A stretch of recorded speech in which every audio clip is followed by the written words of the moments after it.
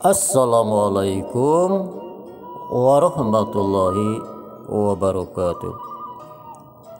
Mitra-mitra sadayana wilujeng siang patepang deui sareng Kang Arid dina acara dongengnya dongeng Sunda anu biasa dicana ku Kang Arid dongeng maneh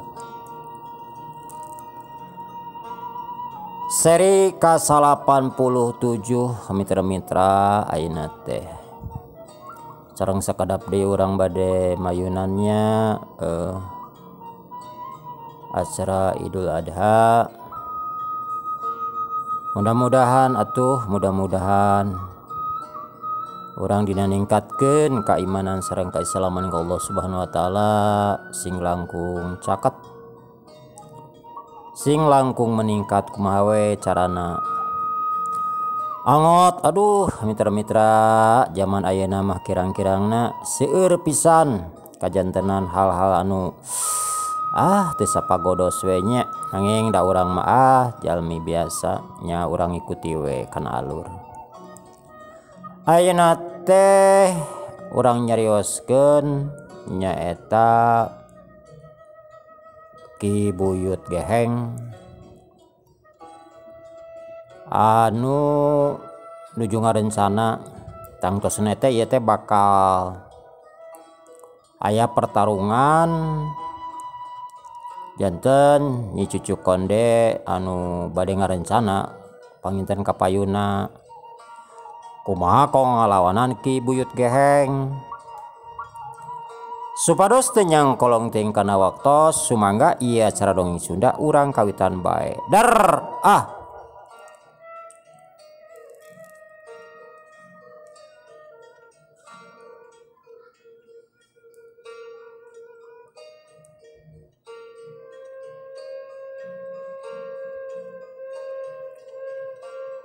Badak pisan lain leutik-leutik kitu ceuk Ki Sagara. Ya atuh ti mimiti peuting ieu mah urang terus we latih para pemuda supaya dina waktuna urang ari geus asak mah tenang kitu ceuk si Singa Bodas.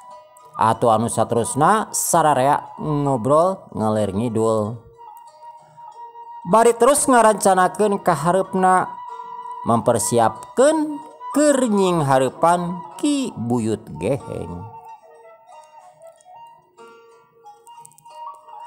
Ari harita di tempatna Ki Buyut Geheng, Ki Buyut Geheng sarua keur ngumpul keur ngatur sarua boga rencana nyaeta rek ngabasmi tua kampung sabatur-batur sabab ceuk Ki Buyut Geheng rada curiga ku prilakuna tua kampung sabatur-batur nya cenah siga nu heueuh kitu siga nu heueuh bilu ka urang padahal mah hatena lain.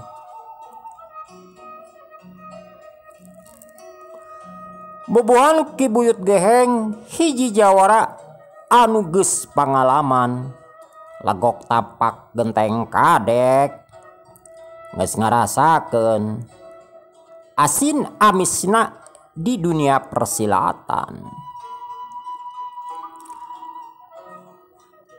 geus bisa ngarasakeun rengkak paripolahna musuhna mana batur sorangan mana musuhna. Pok Ki Buyut Geheng nyarita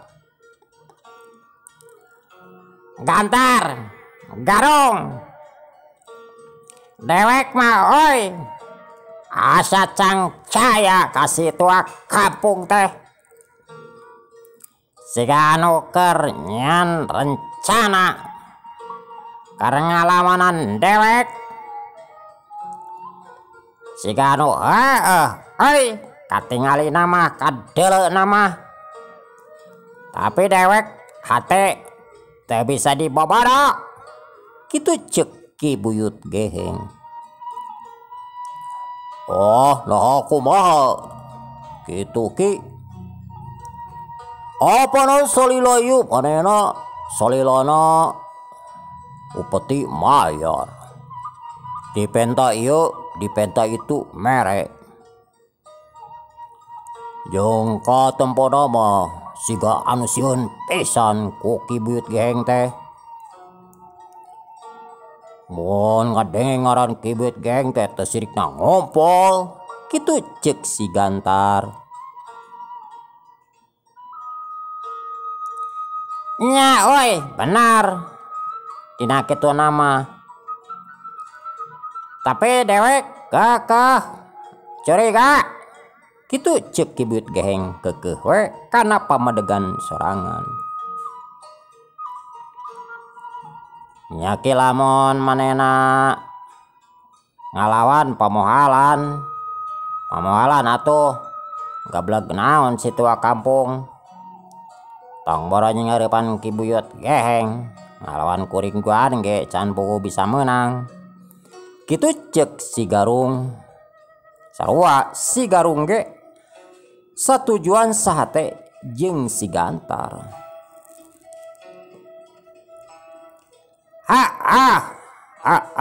Cek dewek oge oi. Lamun ningali dina kieu mah mata kaporong. Tapi hati dewek oi. Moal bisa dibobodo. Moal bisa dibobodo. Contona we si Laing duaan. Dewek bisa ngarasakeun. Nah si Laing bener atau henteu, dewek bisa ngarasakeun. Yen si Laing bener-bener nyenghareup ka dewek. Rek kahiji jeung dewek. Jadi hampura hari si Laing mah atuh. Dina pangarti tingkat pangabisana ge sataikukeun dewek. Kitu ceuk Ki Buyut Geheng. Tuh anu saterusna kumaha Ki? Lah perlu didodog, perlu diratakeun, perlu kumaha? Kitu ceuk si Gantar. Nanya ka Ki Buyut Geheng. Jostre eta oi. Dewek rek nitah kasih Laing duaan. Wayana oi talung tik kayan si tua kampung sabatur-batur. Bisi jeung bisi. Manehna rek nyian kaonaran. Bisi jeung bisi. Manehna rek ngayakeun rencana. Wayana ieu kitu ceuk Ki Buyut Geheng. Masalah eta mah gampang Ki. Gampang. Kon uring rek ka ditu. Bari sakalian rek nagih upeti. Pan bulan ayeuna bodena can mayar. Rek pura-pura we. Lain pura-pura dah memang perlu. Lamun si tua kampung teu mayar rek dikesek ku kuring mah toban. Kitu ceuk si Garung. Tah kitu we euy. Pura-pura si Laing duaan nagih upeti. Ngan si Laing lamun manggihan anu matak nyurigakeun ulah gagabah dina ngayakeun tindakan. Gancang bebeja ka dewek, gancang balik. Kitu ceuk Ki Buyut Geheng.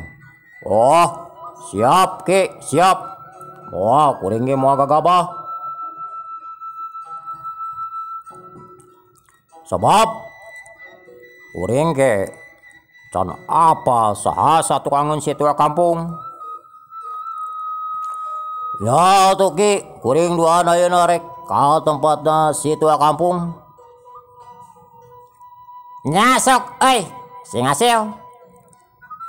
Anu saterusna si Gantar jeung si Garung terus indit nuju ka tua kampung atawa ka imahna patua kampung. Lempang ngagardig bari nyaroren badaog meni aloloy greng. Pok si Gantar nyarito. Garung bari sakalian oi urang neangan awewe sugan we tun si tua kampung aya awewe lamun aya oi urang bawanya. Siap Kang, siap lah. Ada kuring ge hayang atuh ari awewe mah kitu cek si Garung. Anu saterusna si Gantar jeung si Garung terus nuju katen patua kampung. Telela si Gantar jeung si Garung geus nepi katen patua kampung. Da memang teu jauh ti tempatna Ki Buyut Geheng ka tempatna patua kampung. Gorowok si Gantar ngagorowok. Hoi tua kampung, keluar oi, koraon oi, kitu cek si Gantar. Awa pisan tata krama jeung kasopanan abong didikan Ki Buyut Geheng.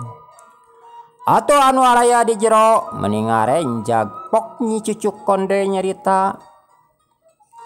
Saha eta patua kegorowokan hawa kasopanan. Eta nyi anak buahna Ki Buyut Geheng. Biasa we dagi upeti kitu cek patua kampung. Keun we nyi tong kaluar bisi curigaeun sok we caralik sadayana di dieu.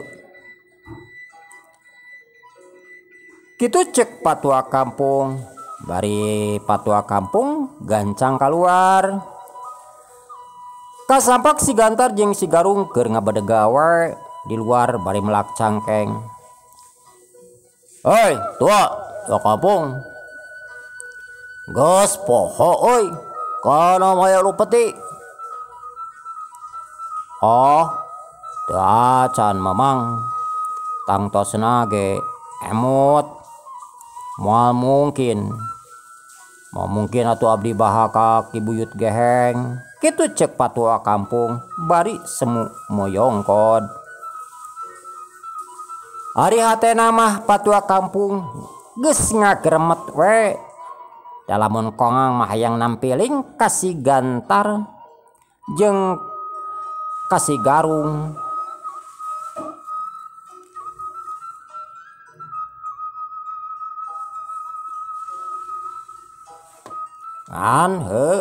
Geus kumaha deui.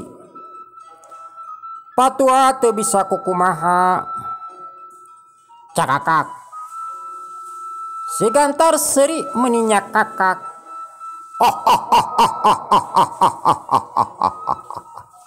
Syukur oi lamun si laing satia Ki Buyut Geheng mah. Awas lamun si laing coba-coba nyieun masalah. Amun si laing nyieun masalah, si laing ku dewek bakal digorok. Kitu cek si Gantar. Sok kadiekeun buru eta upeti. Tong rese. Mon. Iya kitu cek patua kampung bari mikeun rajut leutik anu jerona nyaeta eusi duit. Anu saterusna eta rajut anu eusi duit teh gancang dicokot ku si Gantar bari nyakakak seuri.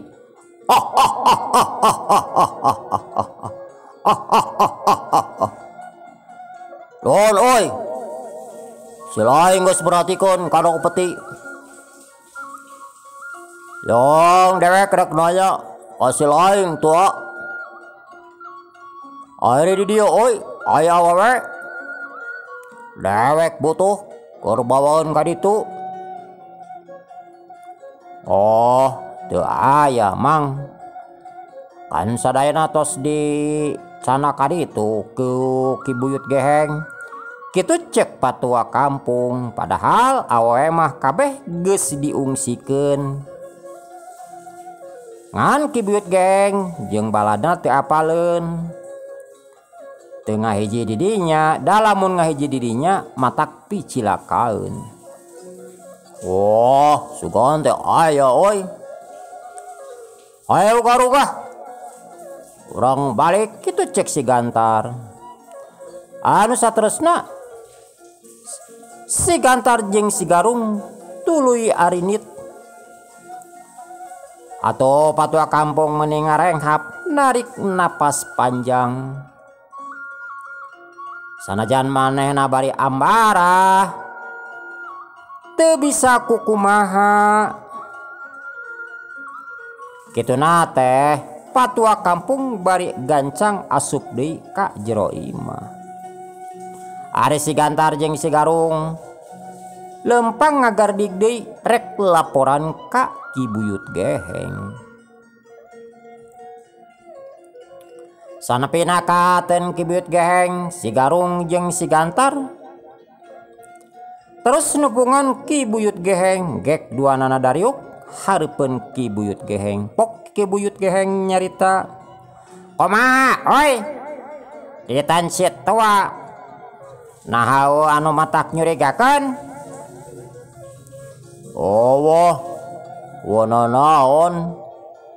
Jeung patinggalina mah aya di ditu sapi. Jeung meuni kok kompodan ngali tua kampung kadenge ngaran Kibuyut Geheng. Sika anu peot teh eta mah ate leutik mah. Uring ge watir. Ta jeung ieu petina." Kitu cek si Gantar bari mikeun rajut anu eusi duit. Atau anu saterusna eta rajut ditampanan ku Kibuyut Geheng. Dari semua anu ngahuleng. Da cek rarasaan manehna mah pasti si tua kampung rek ngayakeun tindakan kitu anu aya dina pikiran Kibuyut Geheng. Tapi Kibuyut Geheng teu teterusan dina mikirna. Da cek pamikir Kibuyut Geheng, sanajan si tua kampung rek nyerang, moal sakumaha tanagana, moal sakumaha elmuna. Tong boro ngaran si tua kampung sana anu pangabisa. Sok sanajan jawara ti mana bae ge cantang tu bisa mahi ngelawanan manehanana. Jeung anu karasa kuku Kibuyut Geheng pan salila ieu geus sabaraha jawara anu geus dielehkeun ku manehanana. Boh ti golongan hideung, boh ti golongan bodas. Termasuk pan si singa bodas jeung si bar hideung oge. Dina tingkat pangabisana nya disebutkeun luhur si bar hideung jeung si singa bodas, tapi pan ku sajurus oge geus nonggeng. Cag Kibuyut Geheng, si Gantar jeung si Garung urang tunda heula. Ayeuna urang malikan deui ka Wijana jeung mangsaka harita Wijana jeung mangsaka geus nepi ka kampung Cihanjuang. Ngan datangna teh norobos areta jalan lempeng pisan ka imahna Pak Tua Kampung. Pok mangsaka nyarita, "Aden, ieu pilemburan. Tapi nanya asa sepi-sepi teuing. Siga kosong di lembur teh." Kitu cek mangsaka. "Oh, mohon mamang. Duka aya naon ieu teh? Abdi ge rasa heran, da biasana ari ngaran di pilemburan masok rame.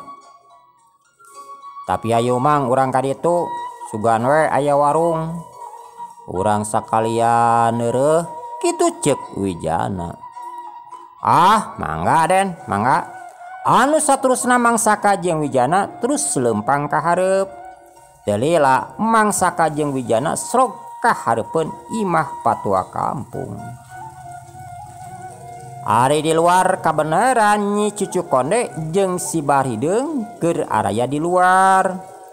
Atuh pas rentang-rentang aya Wijana jeung Mang Saka, Nyi Cici Konde jeung si Barhideung meuni atoheun. Kituna teh si Barhideung bari cengkat tina diukna bari ngageroan Wijana. Aden, Aden, Aden ieu mamang Den Wijana. Atuh Wijana jeung Mang Saka meuni atoheun. Anu saterusna Wijana jeung Mang Saka nyamperkeun ka si Barhideung jeung Nyi Cucu Konde. Mamang, Nyai, nah aya di dieu? Kitu ceuk Wijana rada heraneun. Rek teran kumaha tuh? Si Barhideung Nyi Cucu Konde jol-jol aya di dinya. Pan biasana ge aya teu penting-penting mah tara kaluar. Banyak Aden lalakono. Ayo urang dilebet ngobrolna. Kitu ceuk si Barhideung. Atuh anu saterusna Wijana Mang Saka gancang arasup nuturkeun si Barhideung jeung Nyi Cucu Konde ka jero imah. Harita di jero imah si Singa Bodas patua kampung, Ki Cakar jeung Ki Sagara, Jang Karman jeung Jang Karya keur ngalobrol. Atuh barang Wijana kadinya si Singa Bodas meuni atoheun, kituna teh bari ngajak sasalaman. Pok si Singa Bodas nanya, "Kumaha Aden?" "Oge Mang Saka damang." "Oh sae Mang, samulihna mamang damang," kitu ceuk Wijana. "Oh sae Aden sae. Ieu nepangkeun patua kampung, ieu Ki Cakar, ieu Ki Sagara, ieu Jang Karman, ieu Jang Karya. Tah ieu Ki Cakar, Ki Sagara patua oge ka Jang Karman, Jang Karya anu namina Den Wijana. Ieu Mang Saka nyaeta putuna Ki Darma." Kitu ceuk si Singa Bodas ngenalkeun Wijana jeung Mang Saka ka salarea. Atuh salarea meuni atoheun yen Wijana geus nepi ka dinya. Pok si Singa Bodas nyarita deui, "Kieu Aden oge ka Mang Saka. Naha mamang si Barhideung jeung Nyi Cucu Konde aya di dieu. Kieu lalakonna." Anu saterusna si Singa Bodas nerangkeun yen cenah Ki Buyut Geheng geus aya di dieu. Ayeuna teh anak buahna Geden cenah loba kacida. Saolah-olah maena teh geus nyieun hiji paguron. Geus loba anu ngahiji jeung Ki Buyut Geheng, lain urang Cianjuang wungkul, tapi ti luar ge loba pisan. Ngan mamang can bisa ata can wani nyerang ka Ki Buyut Geheng, soalna mamang teu sanggup keur ngalawanan Ki Buyut Geheng. Pan mamang cenah kungsi bantrok jeung Ki Buyut Geheng. Ku sajurus ku sagebrakan mamang namru. Ajian anu diagem ku mamang teu mampuh cenah keur ngalawanan Ki Buyut Geheng. Pan malahan mah rencana mah hayang ayeuna-ayeuna jeung si Barhideung oge kungsi patelak, tapi anger we sanasib jeung mamang. Tah kitu Aden, kitu ceuk si Singa Bodas nerangkeun ka Wijana panjang lebar. Atuh Wijana unggut-unggutan, pok Wijana nyarita, "Mohon mamang da saur Aki Darma ge dina kasaktian Ki Buyut Geheng moal mungkin bisa dilawan ku tingkat handap-handap. Soalna ari Ki Buyut Geheng mah santikatna nyaeta sareng eyang guru. Gitu anu sakaterang abdi mah saya waktos.